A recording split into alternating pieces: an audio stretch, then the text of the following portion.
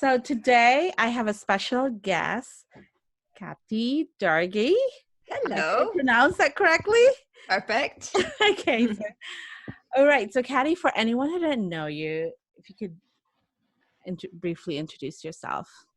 Absolutely. My name is Katty Douraghy. I am the president of Artisan Creative, which is a creative staffing and recruitment firm based here in Los Angeles and supporting clients both in San Francisco and in LA for freelance talent, as well as nationwide for a direct hire. And I also have my own forum facilitation and team facilitation business that I just, both businesses I love and they keep me on my toes and I have an amazing staff. So all good. Wow. Well, so I remember meeting you about, I think it was 4 years ago. You were a forum. I was super new with EO, and you were the first person, the high touch experience Oh, for EO. wonderful. Yes. Yes. So that was, I think, 2017 or 2016. Mm-hmm. Yes. So I know you are super active with EO. Mm-hmm. You currently the champion of Women of EO for Entrepreneurs Organization, and I Yes. love that group. I mean, so you run it so amazingly. Thank you. It's our tribe, It's our right? tribe. Yeah, the amount of support that you're Mm-hmm. getting there it is truly amazing, and it's a Yeah. gift. Yes. Absolutely. I mean, Women of EO is a gift. EO as a whole is a gift.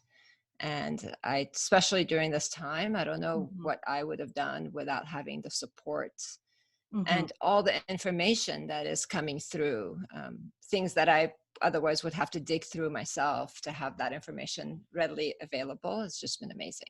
Yeah, yeah. I can truly attest to that, especially in this time. And I remember at one point I was very vulnerable sharing a live event, and everyone was so embracing and Mhm. supportive. So thank you for really getting that going. Oh, my pleasure. I'm Yeah. so glad that you got so much out of it. Yeah. So Katty, what was the city or town you grew up in like? So I grew up in Iran. Yeah, so I was born and raised in Iran, and I was there until the age of 13. And it was my memory of it as a child certainly was amazing, and I was loved, and Iran was beautiful. Tehran especially, that's where I grew up. Mm-hmm. And I spent my summers in the Caspian and with my grandma on her farm. So I grew up really experiencing both the city life, because Tehran is a very, very big and crowded and cosmopolitan city. It was at the time as well. Mm-hmm. And then I had my summers that was very rural and with animals and farm and tractors. And so Wow. it's kind of fed both sides of my personality really, really well. I also grew up, I would say, very sheltered Mm-hmm. and very protected, as I said, very loved, to the point that I was really clueless. I had no idea that there was a revolution brewing in Iran, that there was discord in the country. So when we immigrated, I actually thought we were going on vacation. Mm-hmm. I didn't realize that it was going to be something that ended up being, it's been 42 years now since we left.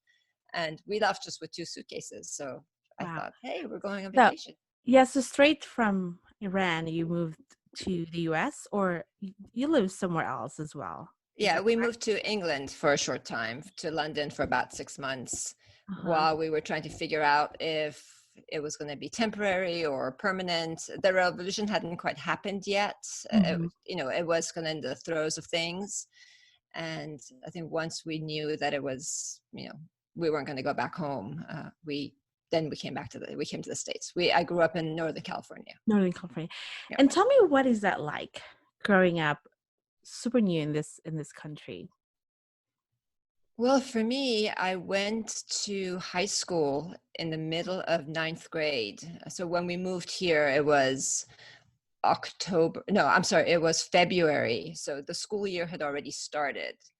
And, high school is hard enough as it Mm-hmm. is, let alone starting it in the middle of the school year. And Mm. then add to that, the hostage crisis had happened. So being Iranian was not something that I was at the time proud of. And I truly just pretended I was Italian for a long time. And, not something that I'm proud of now, that I had a facade, I pretended I was Italian. I pretended I was Greek. And I passed for a lot of different nationalities. So I just was desperate not to be Iranian at the time. And it took a long time, and it took EO really, and being part of Forum, for me to just rediscover and fall back in love with and be proud of my heritage and who I am. But high school was not the place to do that. I could imagine. Wow, Yeah. that is powerful. Yeah. Mm-hmm. And so what kind of kid are you in high school? What kind of kid was I in high Mhm. school? So my cousin Macys also moved with us at the time. And while she was in high school with me, I did not have a single other friend. I was with her the entire time.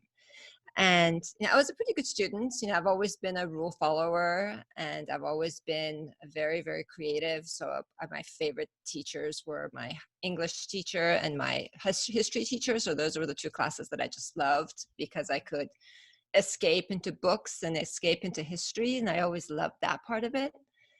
And then my cousin Millie, she graduated a semester before me, and Mm. she left. She went to another state where her sister was. And suddenly I had to fend for myself. I suddenly had to make friends. So, the first few years of high school was a very different experience than my senior year. My senior year, I think I flourished and finally made friends and Mm. went out and went to the prom and things that I just hadn't done any of it the first 3 years, because I had a security blanket in my cousin. Mhm. So, but I was Was that happy when I graduated and I was done with high school. yeah, that change of having a cousin with you and then by yourself, I could really relate to that. That's is a very lonely and scary that change. Mm-hmm. Oh Yeah. yeah, for sure. Yeah. Yeah. And it sounds like you didn't have any issue of like making friends. Was that it just comes naturally or tell me? It does not come naturally. In my heart of hearts, I'm more of an introvert, Mm-hmm. which, although it's not, I think people are surprised when I say that. I love being around people, and I love to be in places and noise and crowd. However, I need to be able to retreat and just going to be inward and reflect and recharge. Mm-hmm. So when I make friends, I make them for life. I think my best friends are friends that I made on my school bus when I was in Iran, when I was 12 years Mm. old, and they're still my closest friends. Wow. So it takes me a while to make friends. However, when I make the friendships, I'll do anything and everything for my friends. Wow. Yeah. That's I'm amazing. loyal, Yeah. like a I puppy. can I can tell. I can tell. You know, I am that kind of person too. And like we're in a crowd. If I don't know anyone, I'll be in the corner because I'm just not like out there. And I'm not the one that would first introduce myself. I would be quiet in the corner. Was that Yeah. similar like you? Oh yeah, absolutely. Absolutely. And being part of EO, being part of the entrepreneurs organization, and especially stepping into leadership Mm-hmm. has forced me into a place that didn't naturally come to me. However, I always say EO gave me a voice, Yeah. and I didn't have it before. Mm-hmm. However, now I do, and now I have a hard time, being quiet because I kind of finally found my voice, and now I'm talking. So, Yeah, you're writing a book, you're writing a a book. podcast host. Like, can you like it's a Who big knew? transformation, right? Who knew? Yeah. Yeah.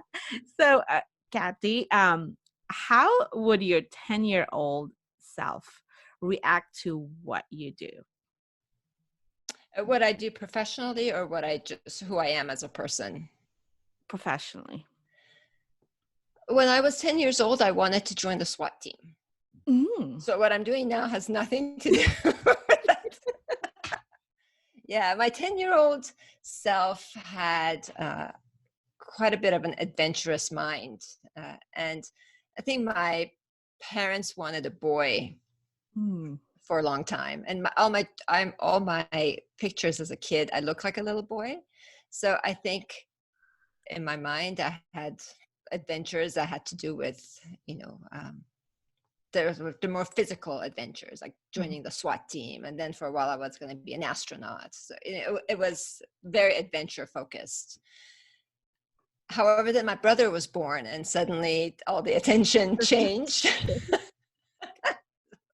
So it's interesting.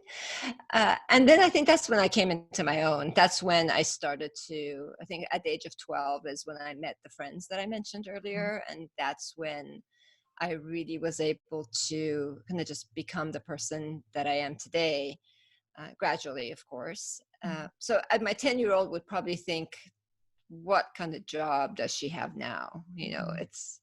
I don't think the 10-year-old me would have thought of entrepreneurship as a path. And now I work with creatives, and it's the piece that gives me my creative juices, and it gives me an opportunity to constantly ideate and innovate and change. And my 10-year-old person was not that. Wow. Wow. Yeah. Okay. So what was your journey like to get where you are? So Winnie Hart. Mm-hmm. Yes. She asked me once, what do you stand for? And I had to really think really hard as to what it is that I stand for. And I realized that everything that I've done career-wise has actually been this united fabric that has woven into what it is that I do on a natural basis. So I started my career in fashion. Actually, I Hmm. was a personal shopper, and I ran the studio side of Macys for about 10 years, Wow. and I loved it, absolutely loved it. And then my husband Jamie had started his business, and he asked me if I could come and help him out. So my foray into Artisan really was just to support Jamie, not really Mhm. with any other thoughts around that. And fell into recruiting, loved it again, kind of being around creatives all the time, just opened up a door for me that I didn't quite realize that it was there for me to enter. Mhm. And that entered with what I do on the facilitation side. So when you asked me that question, I realized that what I stand for is to create relationships based on trust, so that people can become a better version of themselves. And that's what I did as a personal shopper. Yeah. I did it through clothing there, right? I did it through fashion, and I did it through empowering people to feel better about themselves physically. Mhm. And I do that in recruiting in terms of helping people become a better version of themselves through better careers and through progressing in their path. And I certainly, with Forum, as you know, we do that. It's more of a self-discovery journey, Yeah. but however, creating a safe space so people can get there.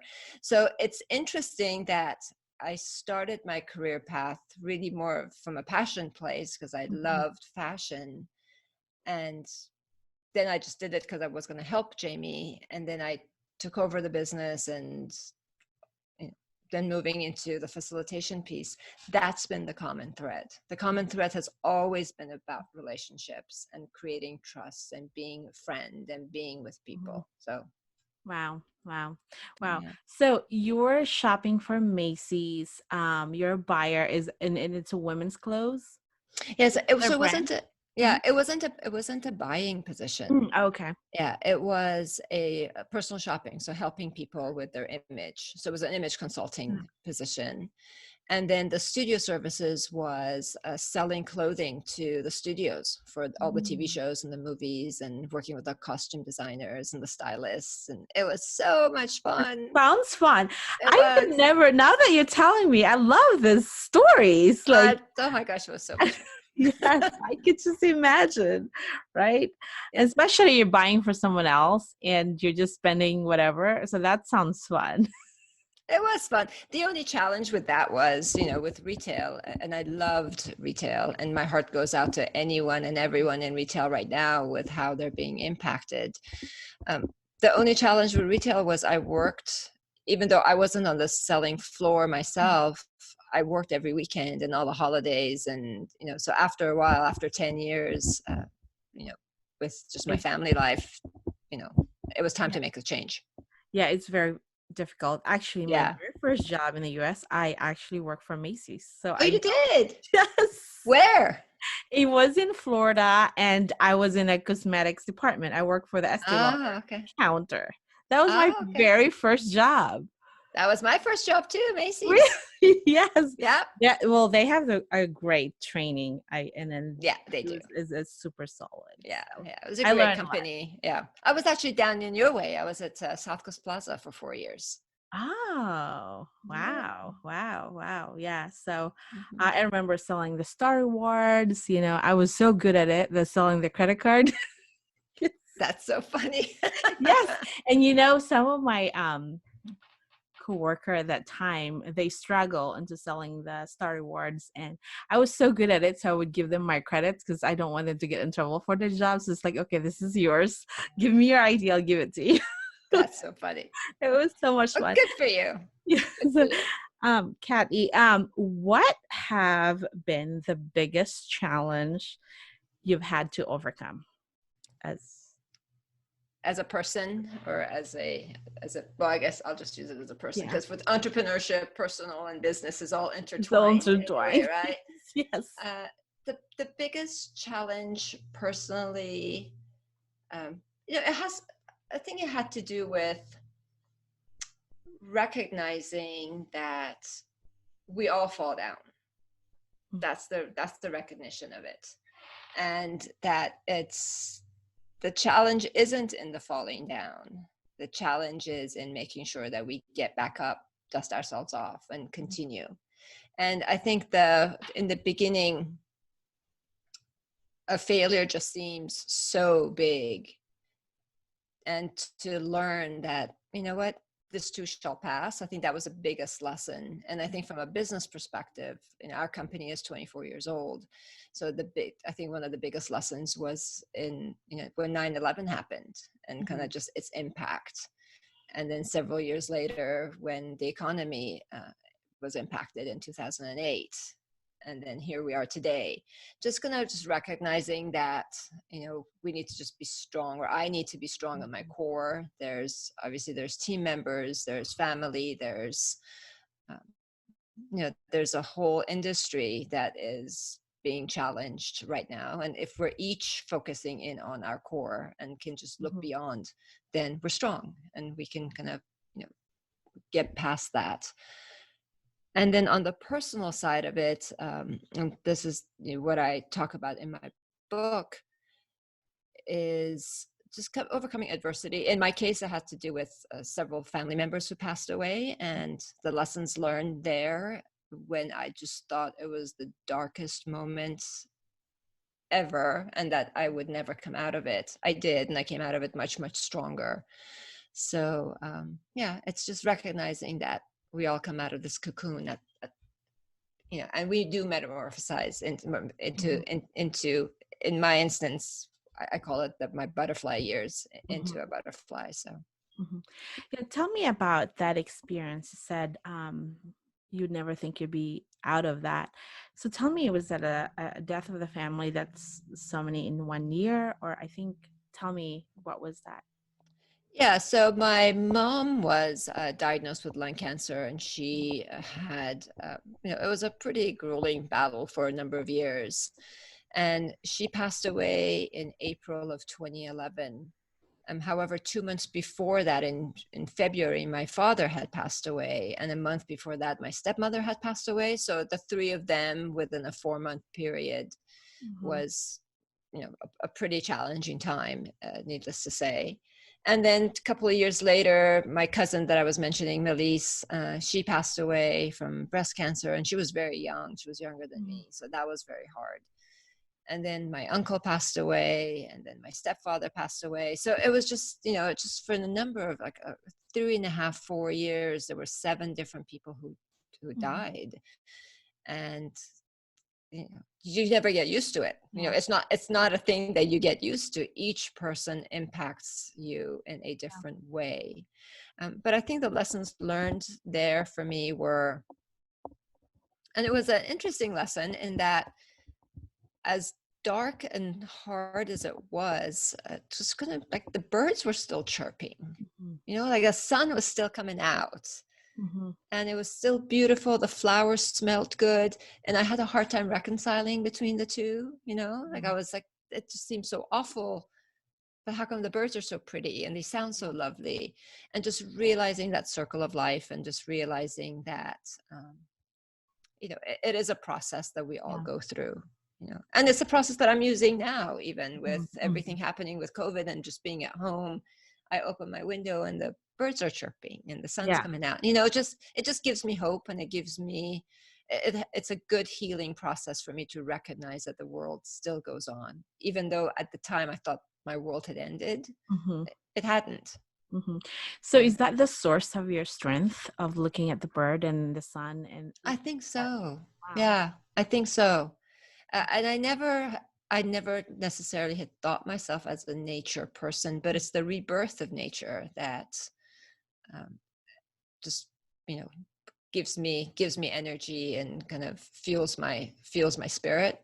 Mhm. Just even looking at those pretty flowers behind you Yeah. is, it's just so uplifting. Yeah. Yeah, I think the other night Dan and I we started walking in our park, and everything's look all together and still intact, yet we're dealing with it, and it's just so real because everyone's at home but everything looks the same. Yeah. Yeah, so now that you're sharing me your viewpoint, I kind of relate to that. Like, wow, everything looks so normal, but the struggle inside us is we're saving our company and one after another, and Yeah. everything around us still look the same.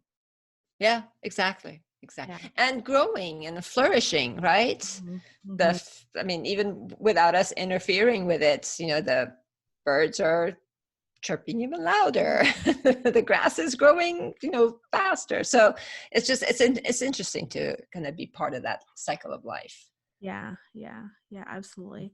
So what scares you the most about this current situation? I know you mentioned you went through 9/11 and the 2008 crisis, and this is way different. So tell me what scares you the most? I'm actually pretty calm, Mhm. very, very calm, sometimes surprisingly calm. And I keep thinking to myself, like, shouldn't I be more stressed? Mhm. And I'm not.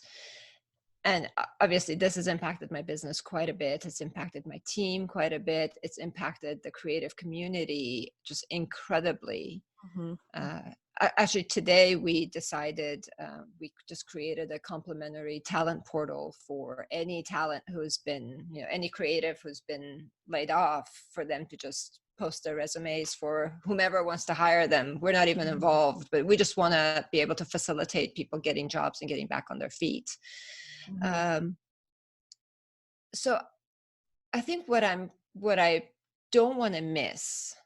So if I'm concerned about the main thing that I'm concerned about is I don't want to miss the lesson from what is happening right now. There's a woman who had spoken at the Bali conference for Mhm. Women of EO last year. Her name is Susan James. And she had this line that really resonated with me. And she said, "The test comes before the lesson." Wow. So we've definitely been tested, and I want to make sure that I don't miss what the lesson is. Mhm. And just the connectivity, just with myself, the time for self-reflection now, the time for ideation, the time for creativity, the time for being more strategic. Mhm. Like, I want to make sure that I can do something with it and not let it pass me by and say, oh, I had this opportunity to do something here and I didn't, Wow. you know. Yeah.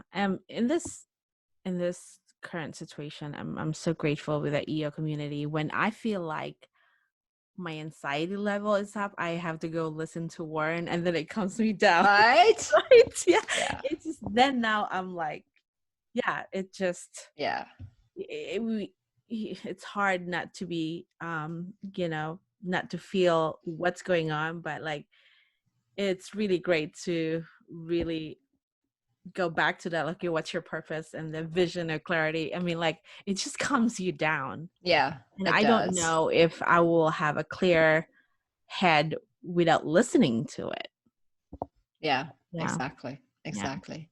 And I think for us, for all of us entrepreneurs, all of us who've started businesses and grown businesses, Hmm. we've done it once, we can do it again. And That's true. just kind of just remembering that, Hmm. right? We all started at a point where it wasn't there and then it was. Hmm. We may not want to go back and do that again. However, it's within all of us to be able to do that. Yeah, that's absolutely Yeah. right. Yeah, we'll always figure it out. Always. And we have EO. It's so grateful for EO to be able to have that, have that sounding board and Mhm. have forums and have friends and have all of that to be able to really rely on and communicate with and learn from. Absolutely. Yeah. So, what's your typical day like now? So it's interesting because my company has been virtual has been remote for 10 years. Mhm. So I've been working from home in this office for the past 10 years. So that part of it's not new. Mhm. However, I'm finding that to make sure that I get centered and I don't get caught up in the news and in the chaos of it, I have even a much more disciplined plan than I have in the past 10 years. So my typical morning starts around 5 in the morning. Mhm. Jamie and I go for a walk, before anybody else is awake, for about 2 to 3 miles every morning. I come back, I meditate, I take a shower, I get ready, put my makeup on. I never used to wear makeup. Now for the past month, I'm wearing makeup every day. I think maybe because I'm on Zoom so much. So much, yes. Yeah, And it's so funny. yeah. I'm noticing. I started brushing my hair. Normally, I wouldn't care. It's like we're doing the Zoom so much. We actually do care what What? we look like, right? It's so funny. Yeah. Yeah. And then just jump back into work. Mm. Our business is down. However, I'm trying to make lemonade out of lemons and, just really focus on marketing and focusing on this talent portal that I mentioned and just really making sure that my team is, my team feels safe and my team is busy and my team feels, productive. Mhm. I truly feel this too shall pass, and just we need to make sure that once it does pass that we're prepared and we're ready, and in the meantime just help as many people as we can. Yeah, absolutely. And what are you most grateful for? Well, of course, family and health, that goes without saying. That I think without having that foundational piece, Mhm. it's hard to function. So I think I'm most grateful for having that having that solid foundation and just recognizing. It really goes back to what I was saying before with the birds and Mhm. everything.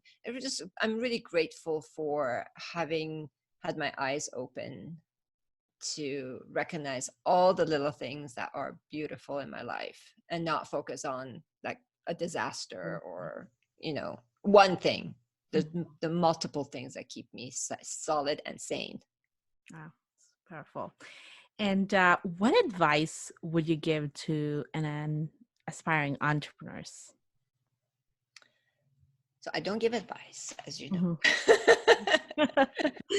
So my experience share with that would be trust your gut.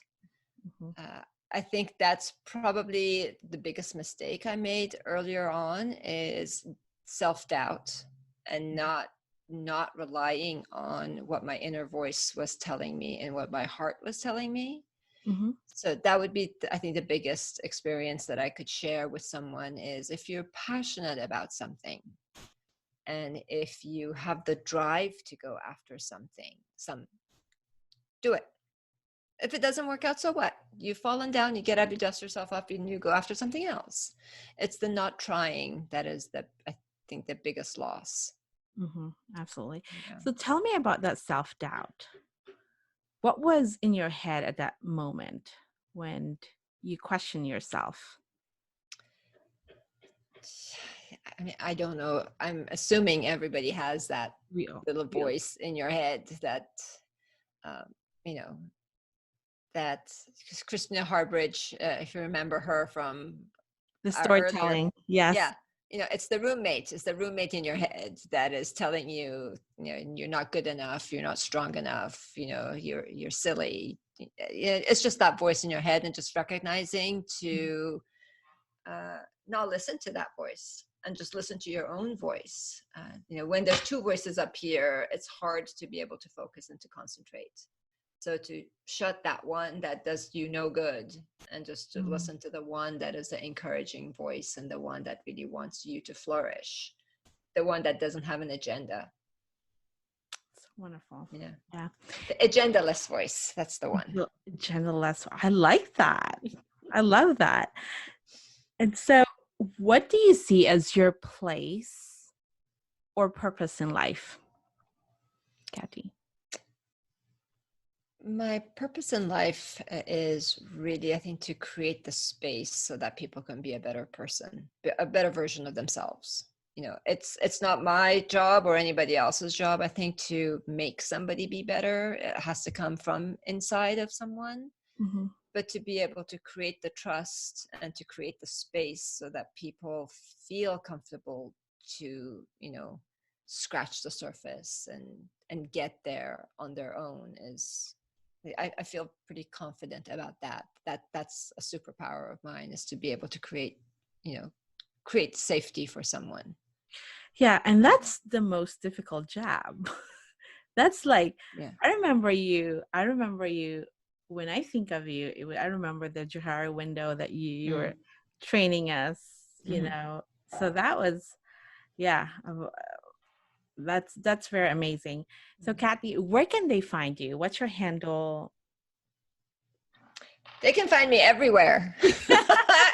Yeah. So depending on where they want to look, I'm on LinkedIn. Just linked Katty. I must have had this handle many, many years ago. There is no other, no last name needed, just Katty.